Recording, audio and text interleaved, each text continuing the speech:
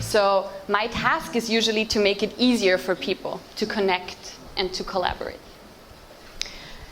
And talking so much about the collaboration and sort of knowing that this is so important in my work, I actually do two sides of it. So I'm with a large group of people like you, and I get them to do stuff, as I will do in a second also. Lisa announced it already.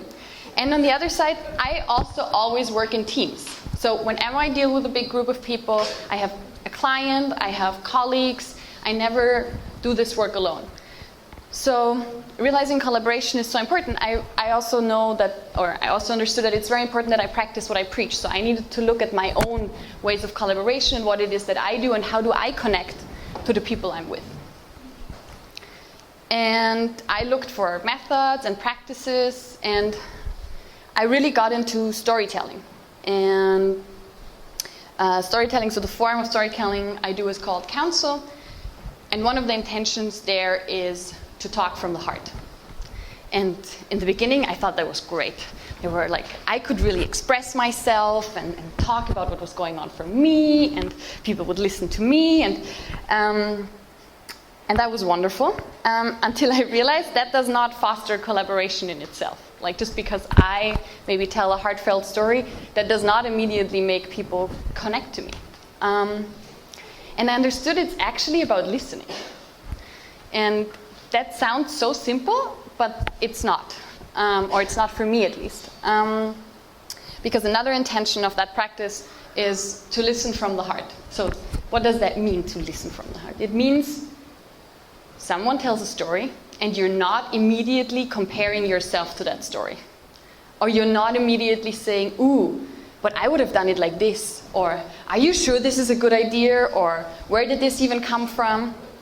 It also means to put away all these other things that are going on while someone else is speaking. I sometimes call this the monkey mind.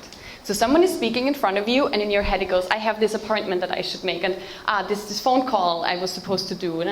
But to put that away and actually listen to the person that's in front of you and connect to that person. And that was sort of a big aha moment for me, also when it comes to my work, because I realized while it might look that my role is to stand in front of groups and talk, it actually is to listen. So when I have groups in front of me, I try to read them. And I try to listen to them and what they say. So I try to see, for example, I can see you're hot. Or, for example, I see if people, thank you, yes, good. You feel seen, yeah, very good. For example, there are groups of people, and when they get impatient, you see the feet go like this. I don't know if you've ever observed that they start to wiggle with their feet. Or also if you stand in front of people or you work with a group and they all start to talk to each other instead of watching you, sort of to actually listen to what the groups are saying, and that changed the way I worked, because in the beginning I thought, so this is my method and this is what I'm doing, and then people do this. People don't always do what I think they are going to do, so I needed to adapt and really see what I could do.